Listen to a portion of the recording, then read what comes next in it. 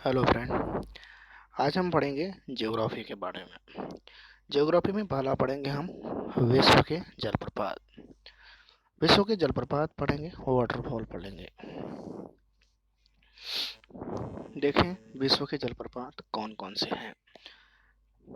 हम जलप्रपात पढ़ने के पहले हम जलप्रपात कैसे बनते हैं उसके बारे में थोड़ा जानते हैं, है ना। देखिए विश्व के जलप्रपात में क्या है। अब जलप्रपात कैसे बनते हैं। ये जमीन है, देखो ये भूतल है, धरातल है, धरातल है। धरातल में बारिश हो रही है। धरातल में जब बारिश होगी तो ये नदियों के रूप में, है ना, नदियों के रूप में बहने लगेगी। पानी क्या है, नालों से एक जगह इकट्ठा होके, है ना, इस प्रकार से इकट्ठा होके एक नदी के रूप में बहेगी। ये भूतल है ना, इस प्रकार बहेगी। तो जहां पर मिट्टी भूतल में, जहां पर भूतल में क्या होता है, जहां पर मिट्टी भुरभुरी होगी, जहां पर मिट्टी की पकड़ कमजोर रहेगा, इस प्रकार पानी बहेगी। तो जहां पर मिट्टी की पकड़ कमजोर रहेगी, भुरभुरी मिट्टी रहेगी, वो बहकर क्या है दूसरे जगह चले जाएगी, है ना। ये क्या है, बहकर क्या हो जाएगी दूसरे जगह चले जाएगी। वहां क्या हो जाएगा, गड्ढा हो जाएगा, है ना। वहां क्या हो जाएगा, वहां क्या हो जाए, जैसे इस प्रकार दूसरे जगह चले गए। तो यहाँ पर क्या हो गया, गड्ढा हो गया।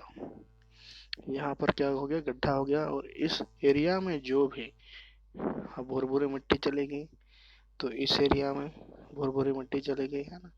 इस एरिया में गड्ढा हो गया। तो ये एरिया क्या हो जाएगा, मान के चलो ये एरिया पत्थर वाला एरिया है। यहाँ से पानी बहकर चलेगी तो इस प्रकार जाएगी। पहले वाला एरिया पत्थर वाला एरिया है, ये वाला एरिया भुरभुरी मिट्टी वाला हो गया, है ना। तो भुरभुरी मिट्टी क्या है, बहाव के, पानी के जल के बहाव में बह गई। तो यहाँ पर क्या हो गया, कहाँ गड्ढा हो गया। तो इसी प्रकार क्या हो जाता है, इस प्रकार जलप्रपात निर्माण होता है। मान यहाँ पर पत्थर है ना, पत्थर है, इधर से पानी बह रहा है। इस एरिया में भुरभुरी मिट्टी है। तो भुरभुरी मिट्टी क्या हो जाएगा, धीरे धीरे धीरे धीरे पानी के बहाव में चलता जाएगा, ये खिसकता जाएगा, ये पानी के बहाव में चलेगा, है ना। तो इस प्रकार क्या है, इस प्रकार गड्ढा हो जाएगा। तो पानी इस प्रकार गिरेगा, उसी को हम क्या कहते हैं, वाटरफॉल करते हैं। उसी को हम वाटरफॉल कहते हैं, है ना। इस एरिया में पत्थर वाला एरिया है, मजबूत है, इसीलिए यहाँ पर मिट्टी या पत्थर नहीं बहा पानी के बहाव से। तो यहाँ पर पानी प्रवाहित हो रही है। तो पानी प्रभावित हो रही है, पानी प्रभावित होने के कारण भुरभुरी मिट्टी पानी के साथ चली गई। तो यहाँ गड्ढा हो गया। तो इसी कारण क्या होगा, जलप्रपात का निर्माण होता है। इसी प्रकार क्या होता है, जलप्रपात का निर्माण होता है। इस प्रकार गिरता है पानी। तो आप समझ गए होंगे। तो विश्व के कुछ जलप्रपात हैं, मुख्य प्रमुख जलप्रपात है, उसको हम देखते हैं। विश्व के जलप्रपात कौन कौन से हैं। नियाग्रा जलप्रपात है, कहाँ पर है, यूएसए और कनाडा के बीच में है, यूएसए कनाडा के बीच में है, जो सेंट लॉरेंस नदी पर है। नियाग्रा जलप्रपात कहाँ पर है, नियाग्रा जलप्रपात सेंट लॉरेंस नदी पर है। कहाँ पर है, सेंट लॉरेंस नदी पर है, जो 120 मीटर ऊंचाई पर है। क्या है, 120 मीटर ऊंचाई पर है। मतलब यहाँ से, जैसे यहाँ पानी है, बोतल है, इस प्रकार आएगा। तो यहाँ से 120 मीटर ऊंचा है, 120 मीटर।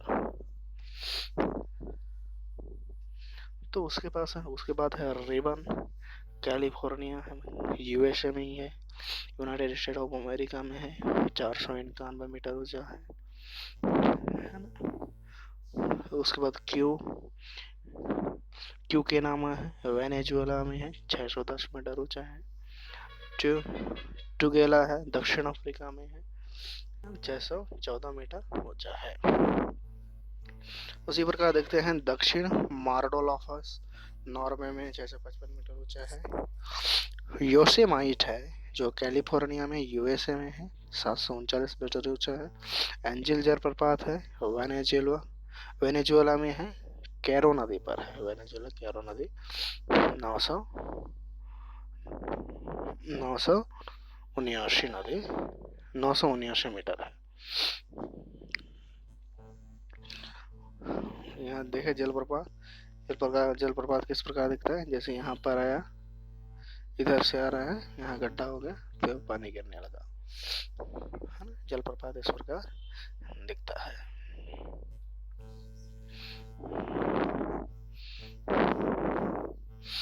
हम देखेंगे अब मरुस्थल के बारे में। अब मरुस्थल में क्या होता है, मरुस्थल में रेत होती है, बारिश कम होती है ना। तो विश्व के प्रमुख मरुस्थल या उनकी स्थिति के बारे में देखेंगे।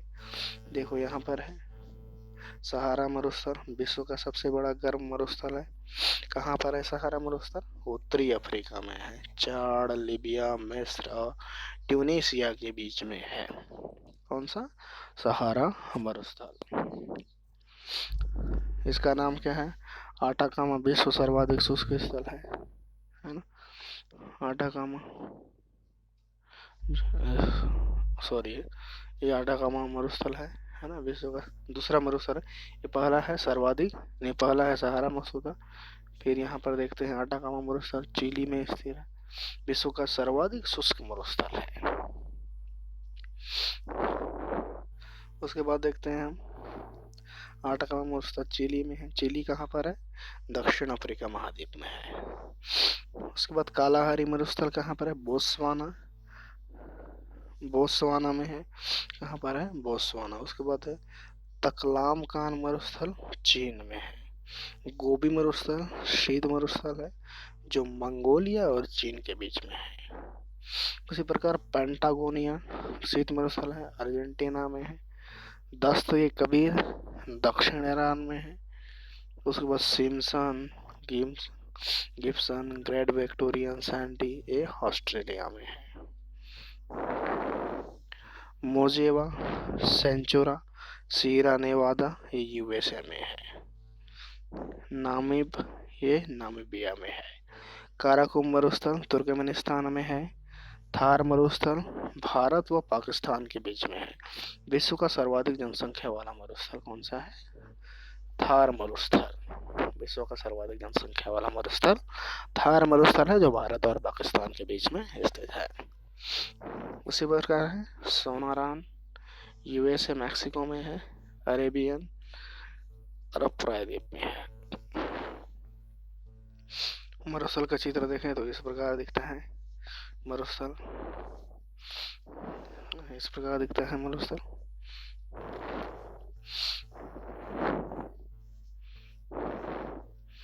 और देखें तो पर्वत श्रेणी। अब देखते हैं हम पर्वत श्रेणी।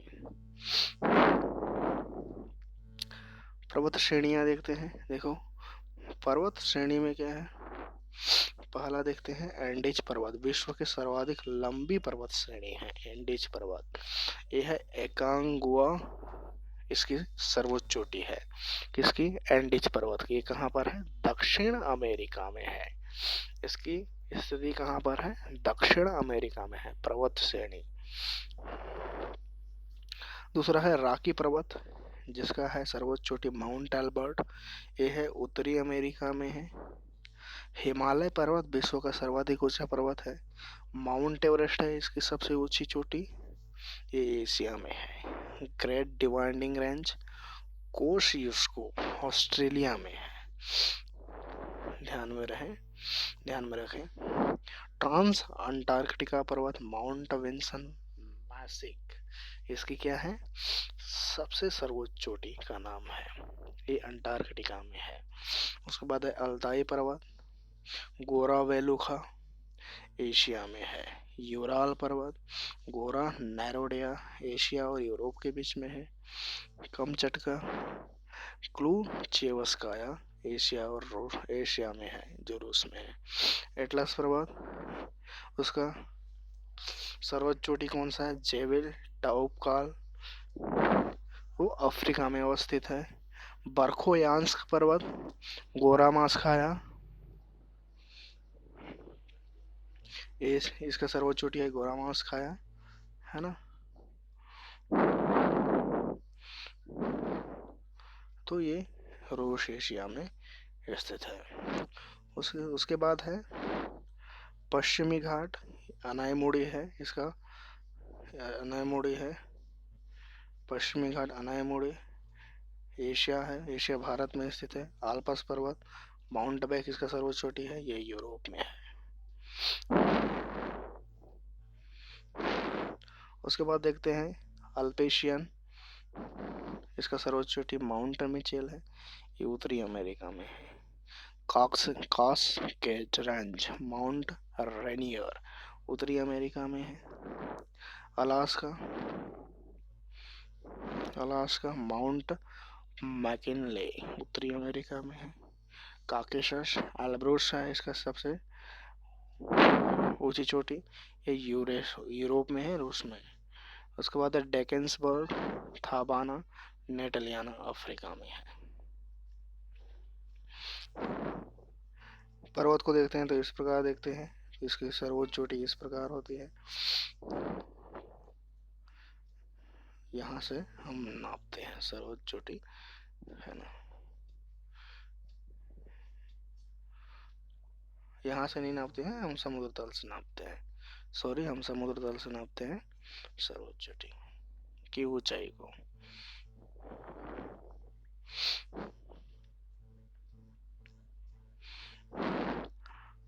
अब देखते हैं विश्व के प्रमुख खनिज उत्पादन देश कौन से हैं।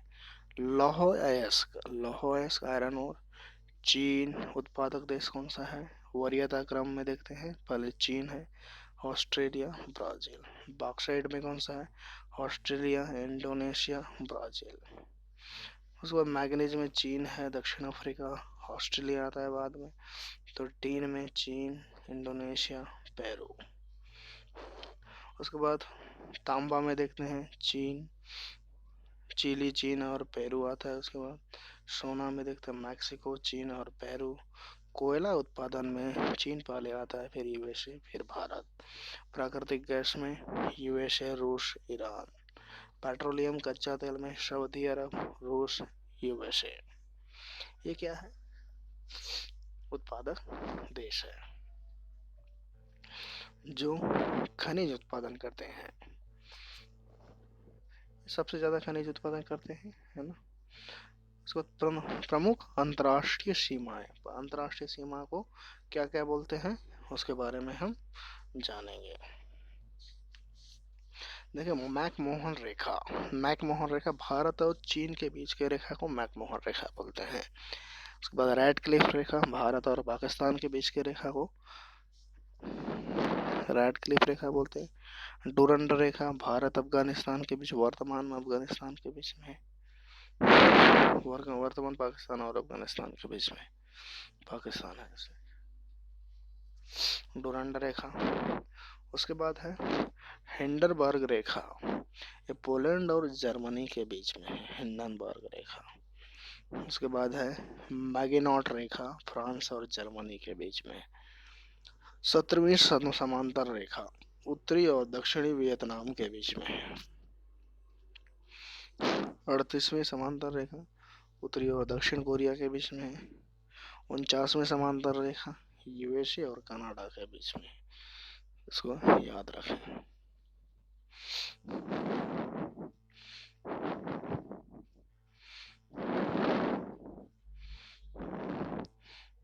अब बात करते हैं स्टेट के बारे में। स्टेट मतलब जल डमरू मध्य या जल संधि,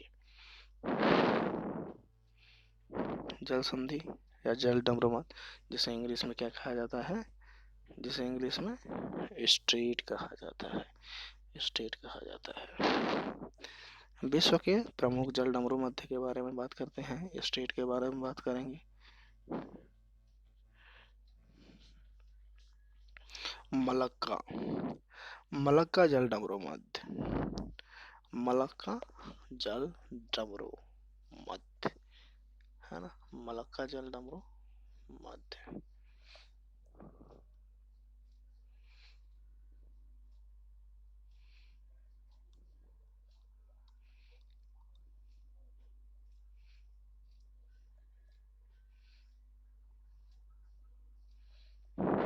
मलक्का जल डमरू मध्य कहाँ पर है? ये बंगाल की खाड़ी और जावा सागर में है। जो इसका विशेष तत्व क्या है? सुमात्रा, इंडोनेशिया तथा मलाया मलेशिया को अलग करता है ना। मलक्का जल डमरू बंगाल की खाड़ी और जावा सागर के बीच में है।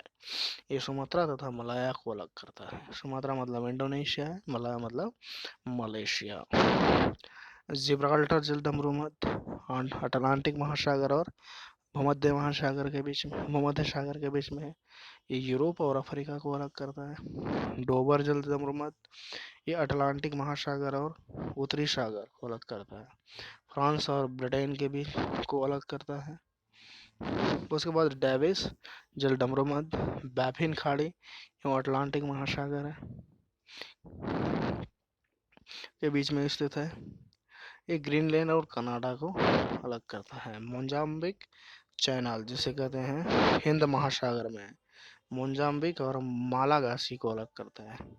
बेरिंग जल डमरू मध्य बेरिंग सागर और आर्कटिक महासागर में स्थित है, जो अलास्का और रूस को अलग करता है। पाक जल डमरू मध्य अरब सागर और बंगाल की खाड़ी में स्थित है, जो भारत और श्रीलंका को अलग करता है। देखो जल डमरू मध्य ऐसे दिखता है जैसे दो स्थल है, दो स्थल के बीच में ये गैप है, पानी है जिसमें, ये जल डमरू मध्य कहते हैं, इसे जल संधि कहते हैं। समझो, इसे ही हम क्या कहते हैं? ये जो दिख रहा है पानी गैप, दो भूमि के बीच में, दो स्थल के बीच में जो गैप है, यहाँ पानी है, उसे ही हम क्या कहते हैं? स्ट्रेट कहते हैं। उसे ही हम क्या कहते हैं?